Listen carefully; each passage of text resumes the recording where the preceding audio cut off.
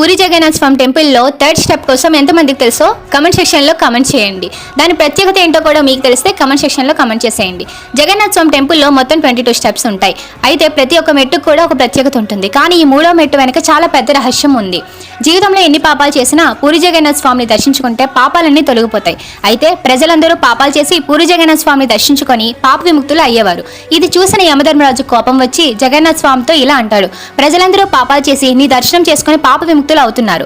దీనివల్ల నరకానికి రావాల్సిన వాళ్ళు అందరూ స్వర్గానికి వెళ్తున్నారు. దీనివల్ల నరకానికి ఒక్కరు కూడా రావడం లేదు. దీనికి మీరే ఒక సమాధానం చెప్పాలి మహాప్రభు అని చెప్పేసి జగన్నాథ్ స్వామిని అడుగుతారు.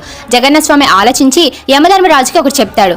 మీరు మందిరం బయట ఉన్న ముఖద్వారం దగ్గర మూడో మెట్టులో ఉండండి. ఆ మూడో మెట్టును యమాశలుగా పిలువబడుతుంది. ఎవరైతే నా దర్శనం చేసుకుని పాప విముక్తులు అయ్యి వెనక్కి తిరిగి వెళ్తుండగా ఈ మూడో మెట్టు మీద ఎవరైతే కాలు పెడతారో మళ్ళీ వాళ్ళు చేసిన పాపాలు అన్ని వెనక్కి వస్తాయి అని జగన్నాథ్ స్వామి